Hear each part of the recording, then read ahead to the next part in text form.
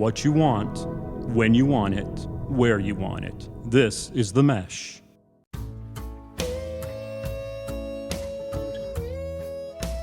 Every day, a wave of food trucks rolls out across the black tops of the Carolinas, bringing with them a variety of flavors to festivals, breweries, construction sites, and busy street corners. Convenient to find, affordable for food, and easy to eat right on the street, these food trucks are serving up everything from tacos to crab rolls to pizza and frozen treats. Of course, our favorite food truck is the BBQ Smokehouse on wheels. Pitmasters pack their wagons with pork and chicken, then serve up sandwiches, ribs, sliced brisket, just about anything you can find at your favorite brick-and-mortar barbecue restaurant. Only this is a food truck. There are no bricks. There is no mortar. That means there is no pit, right? And yet there's still smoke and sauce and meat smoked low and slow. So how exactly does the food truck Pitmaster produce such a perfect combination of barbecue flavors inside a big metal box? Welcome to the Low and Slow Barbecue Show on the Mesh.tv network of podcasts. I'm Chigger Willard. I'm sharing with you all the lowdown about the best ways to make barbecue. To do that, I'm introducing you to the people who make all the smoked meat treats we love to eat. I want you to hear from the pit bosses themselves, whether they're a backyard barbecuer, a charity cooker, or the master of the food truck Smokehouse bringing barbecue flavor to a festival near you.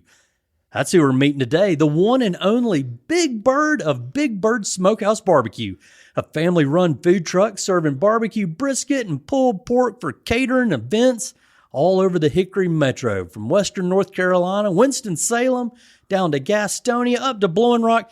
You can find out more, book Big Byrd Smokehouse Barbecue by visiting their Facebook page. And today we're excited to talk to Richard Byrd. Richard's going to tell us all about his specialty and how it's done. We'll find out what it takes to make a food truck work in the barbecue world. Of course, there's Barbecue 101, where our guest is going to offer up his favorite tips to know. And during Barbecue Secret Time, we're going to dip into our guest family jewels, the stories that make his barbecue experience so special. Finally, we'll get Big Byrd's take on the best Carolina barbecue and wrap it up with the Low and Slow Barbecue Showdown. Before we get into that, we want to recognize this episode's sponsor, The Hum. The Hum is Hickory, North Carolina's new premier outdoor amphitheater, providing Western North Carolina a gathering place for music and community. You never know, you might even see Big Byrd Smokehouse there. I did. For a calendar of events and more information, visit www.thehum.live. That's thehum.live. And to get the complete lowdown from the Low and Slow Barbecue Show, be sure to visit us online, lowslowbbqshow.com. That's where you'll find the Low and Slow blog. It's filled with recipes from this podcast, as well as barbecue stories, ideas, more advice for low and slow barbecue. And of course, if you want to see pictures of the stuff we're smoking low and slow, just visit us at Instagram. That's Low and Slow Barbecue Show. Now let's get back to the meat of the moment and say hello to Big Byrd of Big Byrd Smokehouse Barbecue, Mr. Richard Byrd. Richard, welcome to the program. Thank you, sir. All right. So excited to have you here. And we know you run a food truck. Right. Tell us first, where are you from and how long have you been smoking meat low and slow altogether? I'm from right around the Hickory area. I grew up mostly in this area. Been doing barbecue probably for about 10 years, I'd say. 10 years. So what got you into doing that? Well, I just done it as a hobby, basically. Mm-hmm. And then my wife and we started doing a little catering around. People started asking, and then we just kind of went from there. Progressed from there, yeah. Right, okay. So tell us a little bit about your food truck and your food truck business. What are you're rolling out onto the streets when you're going out to do an event? When we're rolling out, we're bringing pulled pork barbecue, smoked brisket, and do some chicken quarters, and every once in a while we throw in some ribs. What kind of equipment? Tell me about your truck. What is that? I have a 20-foot trailer. It's got a 6-foot porch on the back of it. It's got a wood-fired smoker in the back of it. Refrigerator, freezer, everything you need to keep your supplies in, and deep fryer, flat top grill, anything we need, we can work with. Right on. So you've got the trailer, you hitch it up to your truck, and you pull it and park it wherever you need to, right? Wherever there's room enough to park. Absolutely. How hard is it to pack a trailer? You're professional at doing that at this point, I'm sure, right? It gets a little tough depending on what all you need, but we can handle it. Yeah. Okay. So you mentioned one of my first questions, and I talked about there the early going. You've got the smoker and then the wood on the trailer itself. That's correct. Yes, okay. sir. Tell me about how that's set up and what you do to kind of get things going for a cook or a serving. Like I said, the smoker's on the back of the trailer. It's enclosed, of course, make it safe. Wood, completely wood fired, uses oak wood. Everything's stacked inside the trailer, and prep it. You get a good fire going, started, get up to temperature, and make sure you're ready to roll, and then keeping it up to temperature and keeping it going. So now when you show up in events, you've got some prepared already, or do you just you show up on the site and start smoking it then? Tell me a little bit about, when you start preparing the food that you're going to serve. No, it's prepared, or it's working, of course. With my barbecue and the brisket, it's usually about a 2-day process. Okay. We start on the day before and marinate and get ready and prepare and let it set overnight, and then the day before, it's getting it smoked, and by the time, of course, the time frame, you got it set, and time you're ready to roll out, it's ready to go. Okay. And so you prepare, I assume you prepare a certain amount based on what you anticipate the audience will be? Yes, absolutely. Yes, sir. Depending on where we're going, and, hopefully enough people, and however we're expecting, the number of people we're expecting, then we can go from there. Sure. So what are some of the typical places that you show up and serve for? Like I said, we have done the Hum. Plan on coming back here, and we do different events. We're going to Riverbend Creamery. We're going to do a creamery. We've got a couple of breweries and things like that we go to, and any event that we're invited to, we'll do. Do you have any regular places where you show up and every first Tuesday of the month you're going to show up, or is it more on an appointment basis? Ours is more on the event basis. We were doing a couple of weekly things, but right now it's just mainly on the weekends at the events we go to. Okay, all right. Yeah. So, and you mentioned it's a couple of days of preparation. You start out in advance, and so tell me a little bit about a little bit more deeply into what that process looks like. Are you starting up the grill and the smoker? Have you got some help doing it? And then over the course of all the time, once you've packed up at the end of the serve, kind of give me an estimate on how much time you're putting into this for one cook. One cook, usually I'm doing it myself as far as the prep time. Meat-wise, it's me. Of course, my wife, Paula, she always helps, and she does more of the sides and getting stuff ready and things like that. But as far as the smoker itself, heating it and the fire and getting the meat ready and throwing it in the smoker, I do that myself. You do all that, and so yes. You've got an event coming up on Saturday. You'd start it all up and get it going on Thursday night and kind of have some prep Friday. Yeah, we started last night for tomorrow. Okay, which would be a Saturday. Got a Saturday event coming up, so we got everything. Got the marinades, the rubs, and all that good stuff done. Got it in.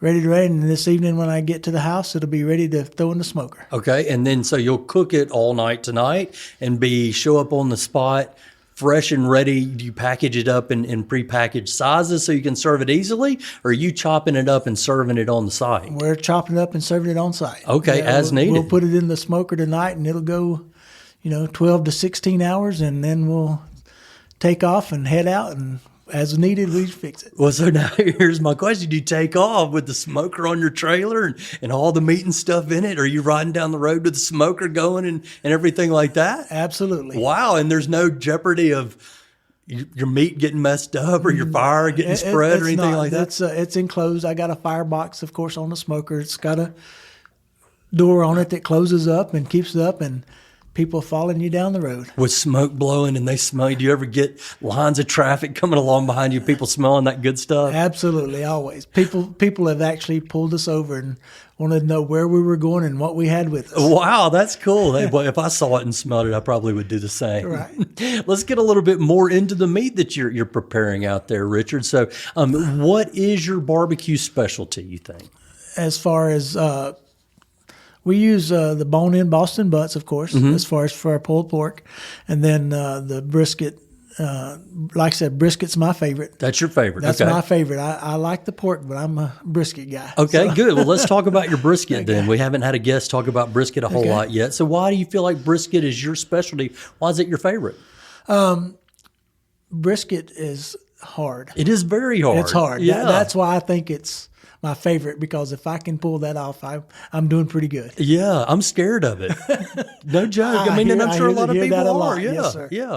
So, and you feel like you can pull it off. So, talk to me about what do I have to do to pull it off myself? What do I got to do to prepare a good brisket? And start from the beginning to the end. So, first, let's start with what is your ideal size of brisket in your cut and weight and all that? The size I would prefer is around about a 13 to 15 pound brisket. Okay. Usually not a lot of fat, so you don't have to do a lot of trim work. It's pretty ready to go when you get it. Okay. And then, of course, if it's ready to go, you got your, we use, of course, a dry rub, and then put the dry rub on it. Like I said, let it sit overnight, and when it's ready to go, and sometimes even myself, brisket's tough. Sometimes you can get a tough piece of brisket, and it's hard. It's got good flavor, but sometimes it may be a little bit tougher than others. Interesting. But most of the time, brisket's it's hard, but it's good. It is. Well, yeah, definitely if you can do it right. So talk to me a little bit about your rub. So are you using a binder when you apply it, or are you just rubbing it right onto the meat? I'm just rubbing it right onto the meat. Yes, sir. What all is entailed in the rub? And maybe we can share that rub recipe with our audience in the blog, if that's part of the secrets Richard wants to share today. Just some ideas. But what all is going on? What's the main consistency of your rub? What's going on in that? Usually the biggest thing, as far as my thought, as far as keeping it tender where it doesn't get so tough, is putting a little brown sugar on it. Okay.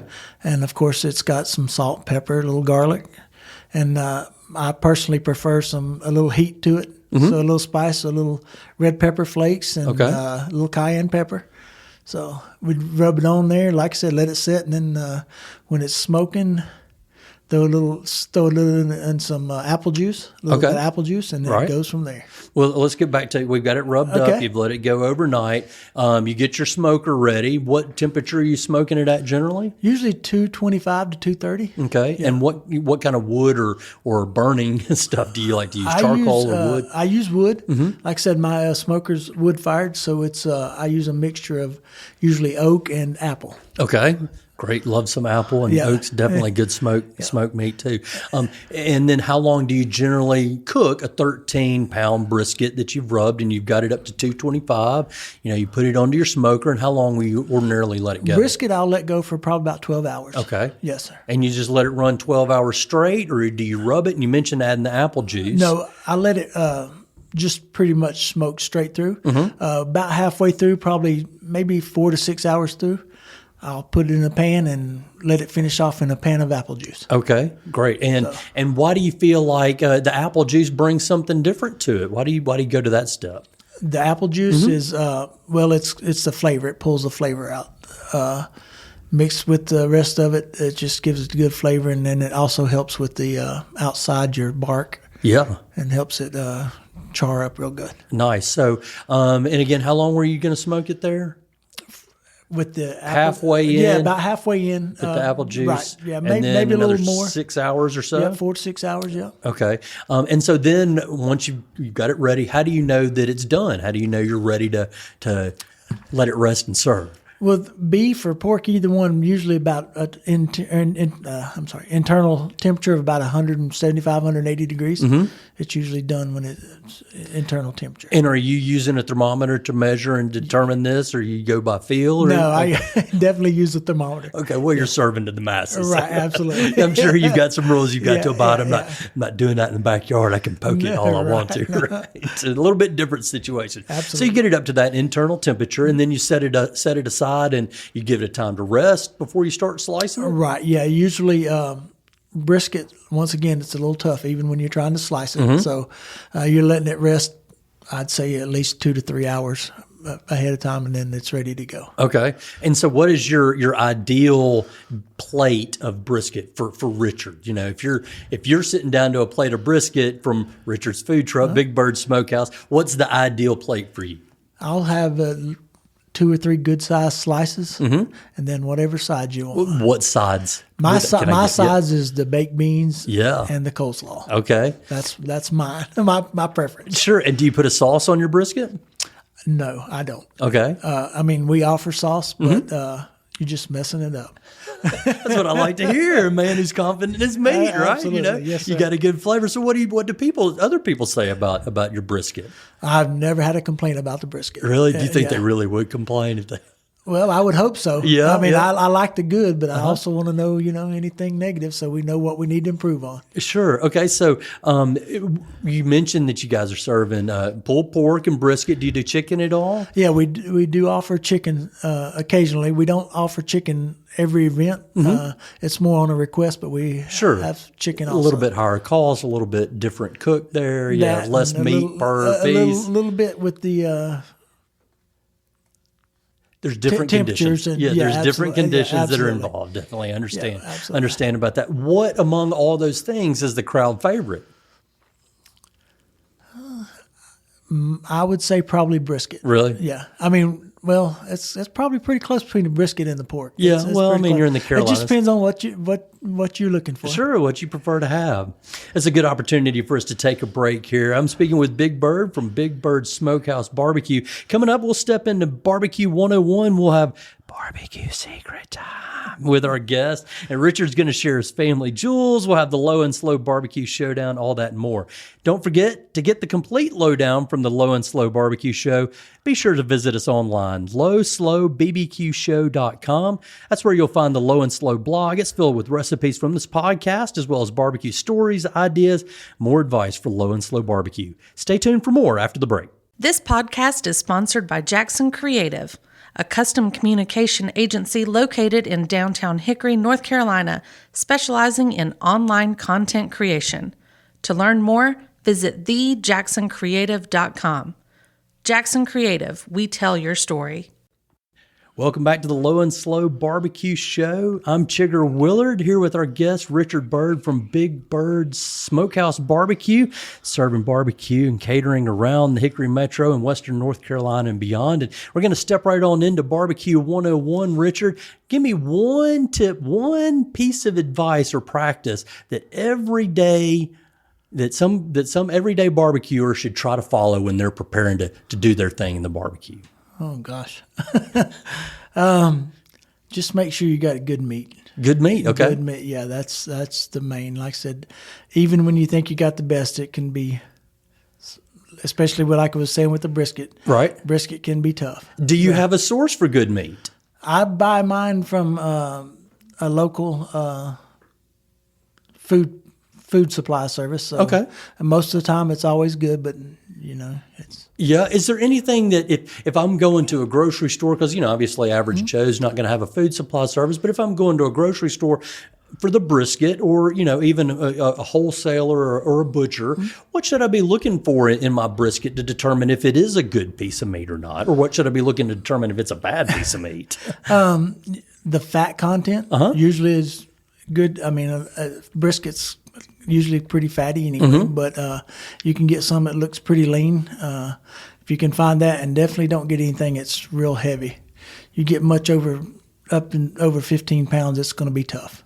It's going to be tough and tough to do right. Exactly. Yeah, and you're talking about shoe leather tough, Exactly. not like Yes, melt in your mouth kind of thing. Absolutely. Yes. Yeah. So when you look at it, I've seen some of these Instagram posts from a certain football coach who made such a wonderful brisket, and it was kind of that brown shoe leather look once you've cooked it. Right. What are you looking for in terms of once you slice into that brisket?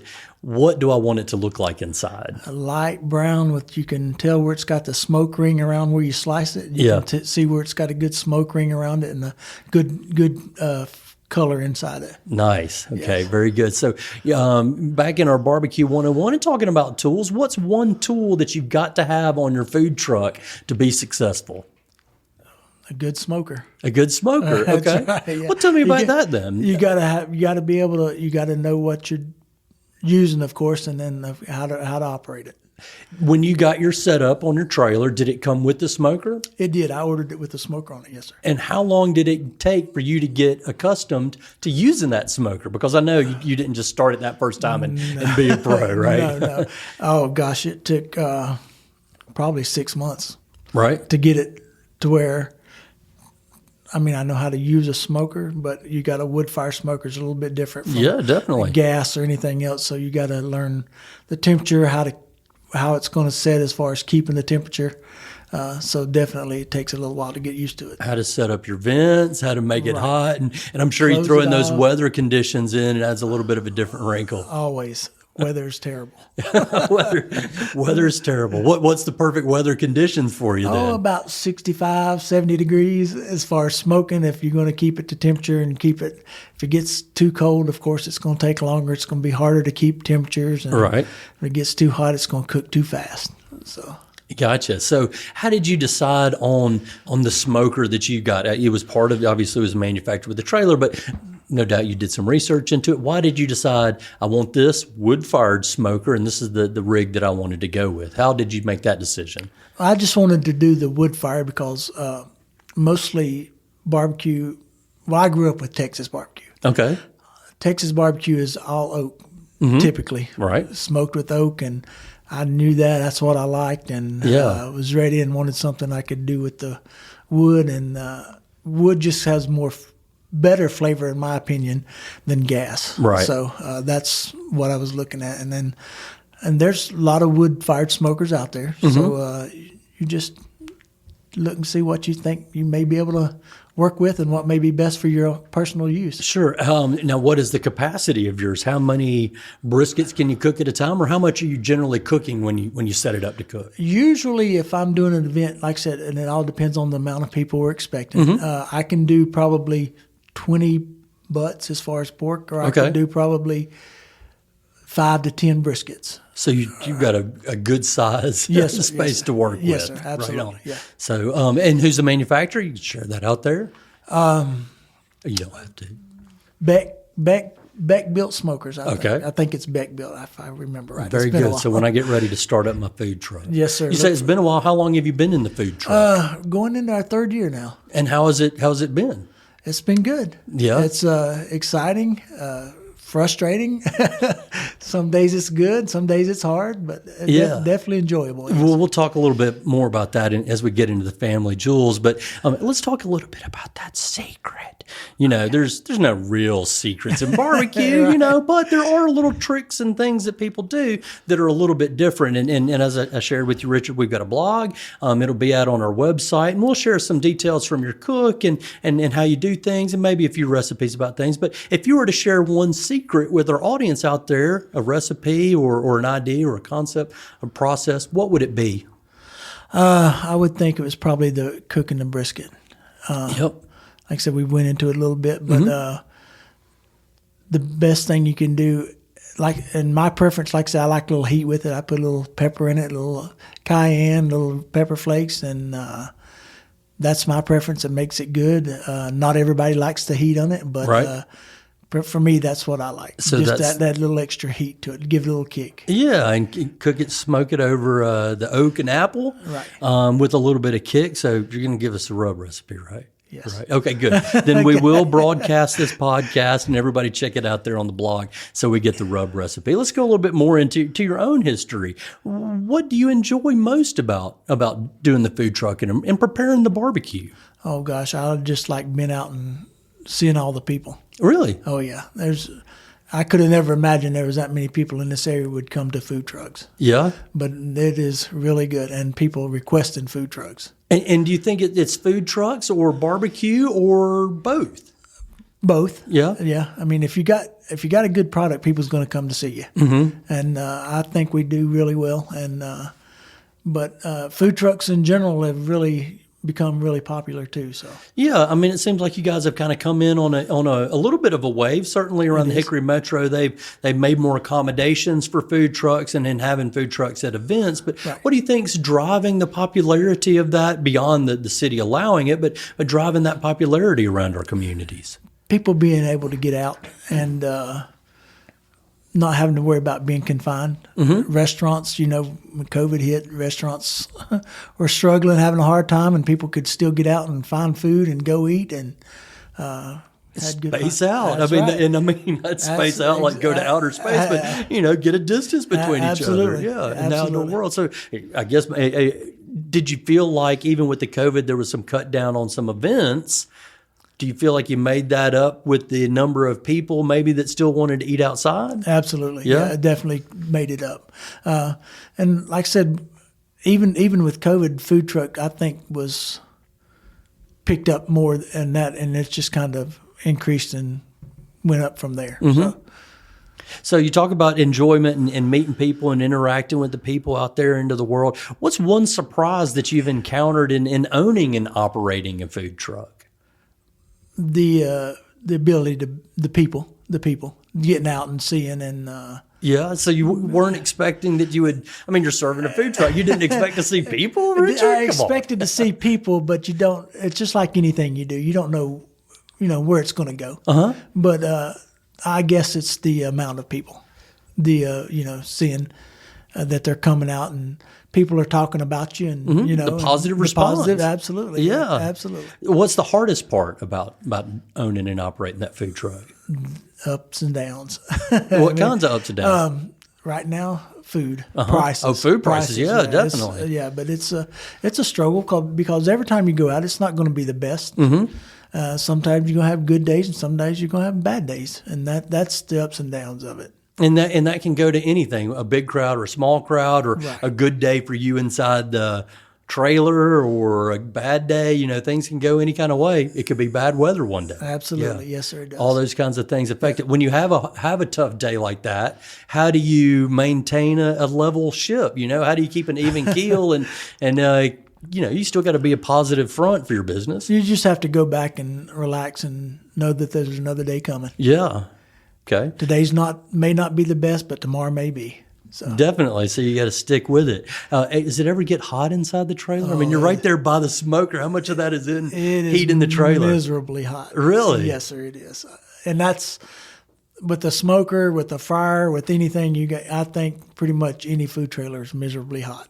What do you do to stay cool inside of there? Me personally, I have a 2-ton air conditioner unit. So, Okay. So we'd stay a little bit cooler than most. Than the average bear, But, yeah. Not to say that it's not getting hot, because, a smoker, a fryer, Sure. or a griddle, whatever is going to definitely overpower the air at some point. But, Yeah. but it's better to have a air unit that keeps it 85 degrees as opposed to not have one that's 100 degrees. Yeah, and I'm guessing you're probably not eating a lot of the meat while you're cooking and getting the meat sweats and all that. Probably a pretty light diet Yeah, on pretty the much. days in the trailer. You don't have much time to eat at the time. But, You're serving it out. How many people are you guys? Is it you and your wife inside the trailer at a time? yeah, the two of us, then we usually have one other person. So 3 of y'all Three inside. of us in the trailer at one time, yeah. And who does what inside there?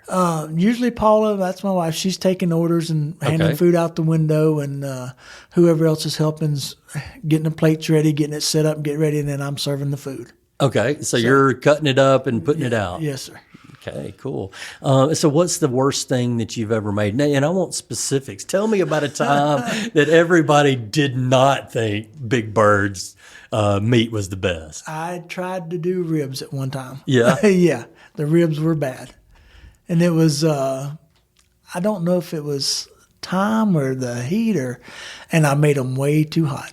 Yeah, Like the I said, spicy? I like the spicy, but it was even too spicy for me, and they were just really bad. Yeah, it's easy to overspice the ribs. There's It not is. a lot of meat There's there. not Like, there, in a right. big brisket, you want to put Never a bunch tried. on there. But so what was it like? What made for the bad rib? The heat, they Yeah, were it was too they were spicy? Tough. Tough, yeah. It was like you said, shoe leather. Yeah. It was like trying to chew into shoe leather. And where were you serving it? Gosh, I think we were doing Red Wolf Farms, the pumpkin patch. Okay, yeah. At one time, yeah. So it was. But it wasn't the only thing you had. No, Okay, yeah. no, So no. you It was got like- some of that out and said, yeah, you don't You want can't do this. that, Take yeah. that off the menu. So you want ribs? Not today. Not today. You sure? No, That's not today. Not that's today. definitely the worst thing I've ever made an attempt at. Okay. Well, so what is the proudest moment that you've ever had in preparing barbecue and meat smoking? Gosh, that's tough. Well, I'll tell you the proudest moment, and that we had an event in Hickory, downtown Hickory. We were doing the food truck show, Right. downtown, and had a gentleman come up and order 2 barbecue plates for him and his wife, the pulled pork barbecue. Right. He ate. He come back by and he said, I didn't want to say nothing to you before, but I'm going to tell you now. He said, my wife and I are both barbecue judges. And he said, you get a 10 from both of us. Wow. So that was my proudest moment. Yeah, Yes, sir. that's something special. You tell him, okay, well, we'll come back when I'm ready to enter the competition. Yeah. You get his name and phone number. Glad I didn't know at the time, but he did come back and he said, we're both judges and we both give you a 10. Well, that's neat. Did you hook him up with some more? Yes, sir. Absolutely. Take a plate home with you. Take a plate. That's cool. Well, that is a good reason to be proud. Yes, sir. Obviously, in the Carolina community and the barbecue community, it's good to get that kind of validation. When you're looking for advice and you want to learn more, where do you turn? Usually I watch a lot of barbecue shows. Mm-hmm. A lot of people try to learn something new, and there's a gentleman in I'm going to say Fayetteville. Okay. His name is Corey. Sorry, I can't remember his last name, and he's competed on a lot of barbecue shows. Okay. He has shows and he has podcasts and TV shows and stuff like that. Usually him. Yeah. Mostly what he's doing. How often are you looking for that advice to try something new or do something better? Oh, I always look at every week. Yeah, just 'cause you're interested in it, right? Absolutely. Yeah. See, if I can do better, I'll do better. Get better at your craft. And actually, like I said, he's won several barbecue competitions and things like that. So, Cool. We'll look him up and link him into our blog out there as well. So what is your favorite North Carolina barbecue restaurant? And again, I'm going to try to forgive you for saying you grew up on Texas barbecue because look at our logo. It has North Carolina in the state. And we'll cut a little credit to South Carolina. No, I love North Carolina barbecue. Yeah. Nothing that's just my dad was a military guy and we traveled around a lot. That's understandable. Yeah. A lot of Texas barbecue. But, Okay. North Carolina's my home. Yeah. Nothing So better. do you have a favorite restaurant? Corey, the guy was telling me, his restaurant is Fatback's Rib Shack. Okay. And And you've been out there and had his stuff? yes, he's Good. He's the best. Do you know of a food truck? Now, I know your food truck, but have you got a favorite barbecue food truck or other food truck? Other food truks, if you ask my wife, she's going to tell you Craft Taco.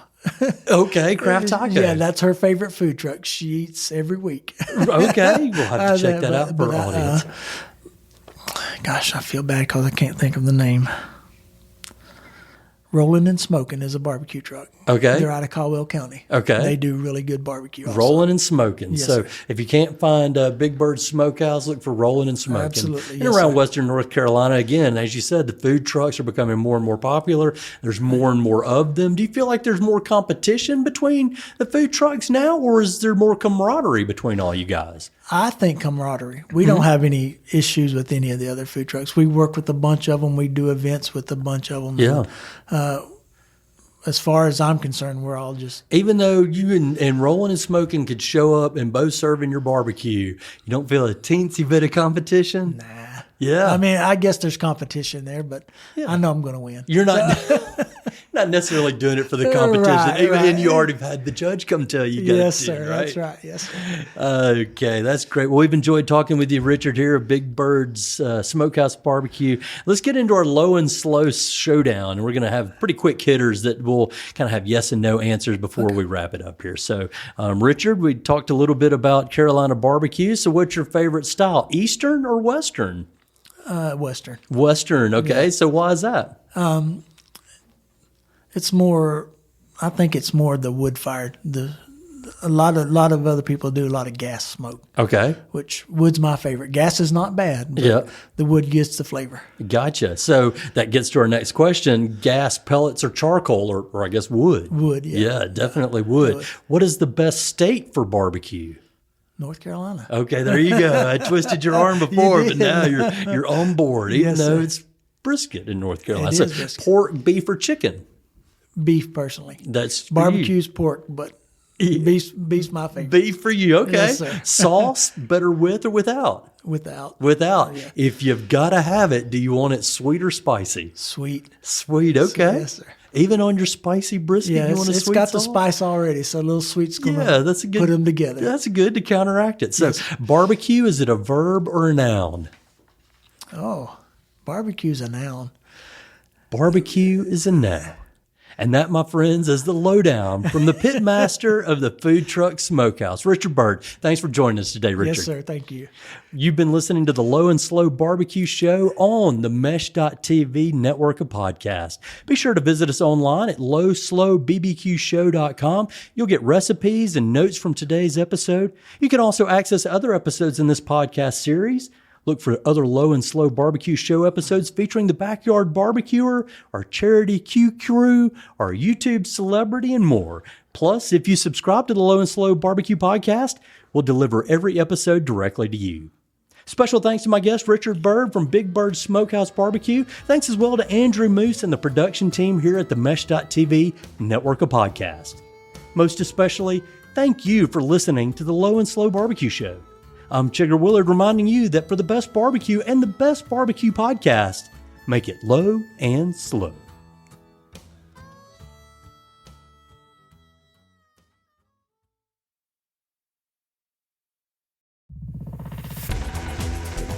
You've been listening to The Mesh, an online media network of shows and programs ranging from business to arts, sports to entertainment, music to community. All programs are available on the website as well as through iTunes and YouTube. Check us out online at themesh.tv. Discover other network shows and give us feedback on what you just heard.